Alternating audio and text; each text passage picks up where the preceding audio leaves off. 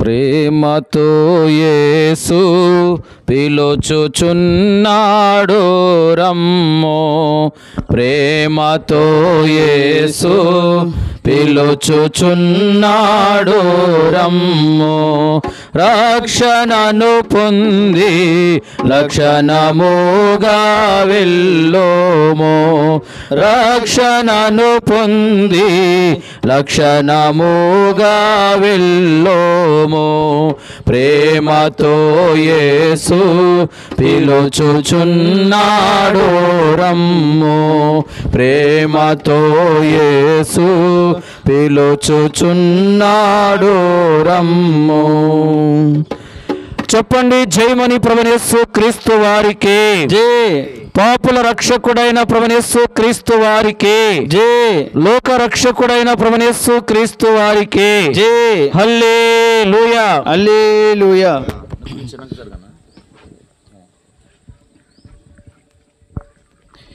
ఈ ప్రాంతంలో నివసిస్తున్న మాకు ప్రియమైన వారలారా, ప్రభువైన యేసుక్రీస్తు నామమున ఈ సాయంకాల సమయంలో మా శుభాకాంక్షలు మీకు తెలియజేస్తున్నాము. ప్రభువైన యేసుక్రీస్తు వారు ఈ భూమి మీద మానవుడిగా జీవించిన దినములలో తన నోరు తెరిచి చెప్పిన మాటలో ఒక మాటను మేము చదివి చూపించాలని ఇష్టపడుచున్నాము. లూకా సువార్త 19వ అధ్యాయంలో ఆ మాట ఉంటుంది. నశించిన దానిని వెదకి రక్షించుటకు మనుష్య కుమారుడు అనగా ప్రభువైన యేసుక్రీస్తు వచ్చెను. మాకు ప్రియమైన వారలారా, ప్రభువైన యేసుక్రీస్తు వారు ఎందుకొరకు ఈ భూలోకంలో మానవుడిగా జన్మించాడు అని మనం గమనించినప్పుడు, నశించిన దానిని వెదకి రక్షించుట కొరకు. మన యొక్క జీవితంలో మనము ఎప్పుడు కూడా నశించిపోవాలని మనము కోరుకోము. మనము బాగుండాలి, ఇతరులు కూడా బాగుపడాలని మంచి కోరికలు మనకి ఉంటుంటుంది. అయితే మనలో ఉన్న పాపాన్ని బట్టి ఆ పాపము మన యొక్క జీవితంలో నాశనమును, మనము నశించిపోవుటకు అది ఒక కారణముగా ఉంటున్నది.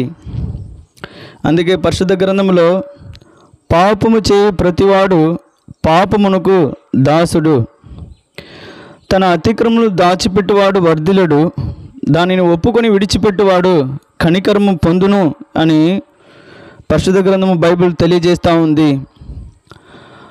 పాపము వలన వచ్చే జీతము మరణము, అయితే దేవుని కృపావరము మన ప్రభువైన యేసుక్రీస్తు వలన కలిగే నిత్య జీవముగా ఉంటున్నది. ఈ యొక్క పాపము ఏ విధముగా మన యొక్క జీవితంలో నాశనమును, నష్టమును, దాసత్వమును తీసుకొస్తుంది, చివరిలో మరణానికి తీసుకెళ్తుంది. ఆ యొక్క రెండవ మరణం ద్వారాగా మనము నశించిపోవుటకు, మన యొక్క ప్రాణము ఆ యొక్క నిత్య నరకములో నశించిపోవుటకు మన యొక్క పాపమే కారణముగా ఉంటున్నది. మనము ఒకవేళ ఇష్టపడి చేసినా, ఇష్టం లేకుండా చేసినా, తెలిసి చేసినా, తెలియకుండా చేసినా, అయితే పాపము పాపమే. ఆ యొక్క పాపము మన యొక్క జీవితంలో, మన యొక్క హృదయంలో నెమ్మది లేకుండా, సంతోషము లేకుండా, మన యొక్క జీవితాన్ని ఎంతగానో నష్టపరుస్తుంది. మనకి ప్రభువారు అన్నీ ఇచ్చినప్పటికీ కూడా, అయితే మనము దానిని అనుభవిస్తూ ఉన్నప్పటికీ కూడా నిజమైన శాంతి, సంతోషము లేకుండా, నెమ్మది లేకుండా, మానవుని యొక్క జీవితంలో విశ్రాంతి లేకుండా ఇటువంటి పరిస్థితి కనబడుతూ ఉన్నది.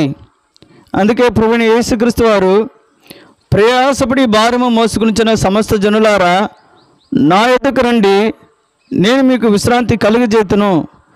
నేను సాత్వికుడును, దీన మనసు గలవాడును గనుక నా కాడి మీ మీద ఎత్తుకొని నా యొద్ద నేర్చుకునుడి, అప్పుడు మీ ప్రాణములకు విశ్రాంతి దొరుకును అని ప్రభువైన యేసుక్రీస్తు వారు సెలవిచ్చాడు.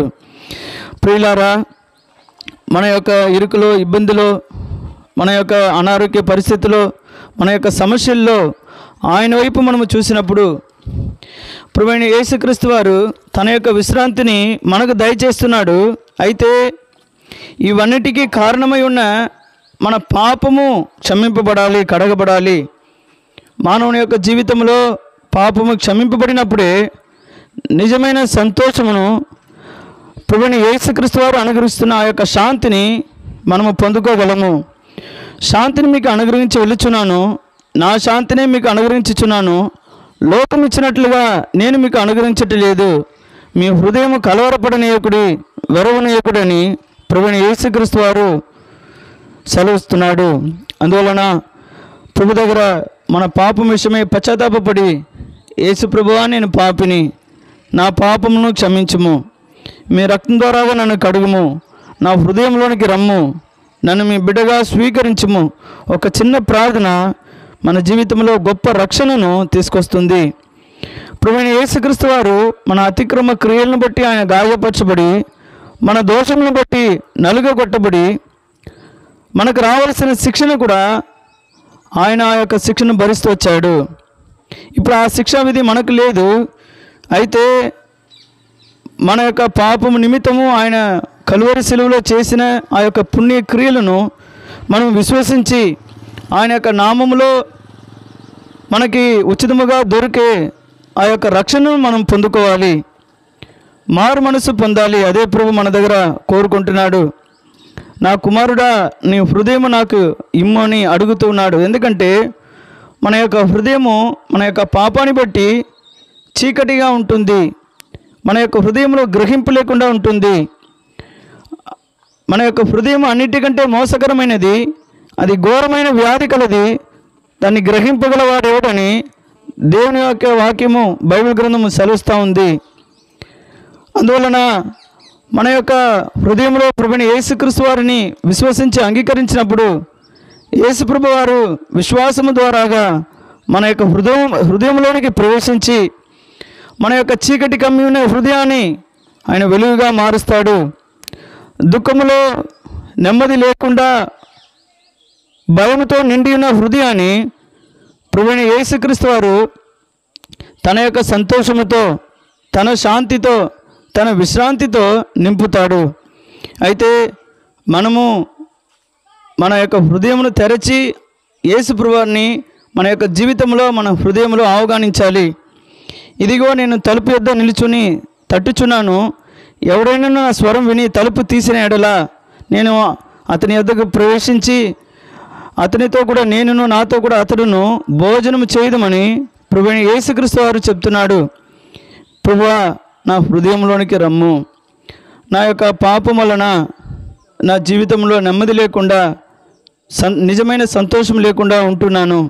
నా పాపను క్షమించుము, మీ రక్తం ద్వారాగా కడుగుమని అడిగినట్లయితే చాలు. మీతో మాట్లాడుతున్న నేను కూడా నా యొక్క చిన్న వయసులోనే భయంకరమైన పాపాలు చేస్తూ ఆ పాపాన్ని బట్టి నా జీవితంలో నెమ్మది లేకుండా వ్యక్తితో నేను చనిపోవాలనుకున్నాను. అసలు నేను బ్రతకాలని కూడా, అంటే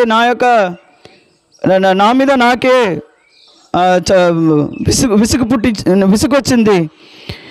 అందువలన ఎట్లయినా నేను చనిపోవాలని అటువంటి ఒక కోరిక నాలో వచ్చింది. అయితే దేవునికి స్తోత్రము, దేవుడు తన కృపను బట్టి తన యొక్క స్వార్థ ద్వారాగా, తన వాక్యం ద్వారాగా నాలో మారు మనసు దయచేశాడు. నాతో ప్రభు యొక్క వాక్యం మాట్లాడినప్పుడు నా పాపాన్ని నేను కప్పుకోకుండా ఒప్పుకున్నాను. నేను చేసిన ప్రతి పాపాన్ని ప్రభు దగ్గర ఒప్పుకున్నాను. ప్రభువారు నా పాపాన్ని క్షమించాడు. నా యొక్క జీవితంలో, హృదయంలో నిజమైన సంతోషమును, శాంతిని అనుగ్రహించాడు. ఈనాడు నేను చనిపోయినా కూడా ఆయనతో పాటు ఉంటానని గొప్ప నిరీక్షణ దయచేసి ఉన్నాడు. ఎందుకంటే యేసుప్రభు వారు ఆయన మరణించి సమాధి చేయబడి లేఖనముల ప్రకారము 3వ దినమున తిరిగి లేచాడు.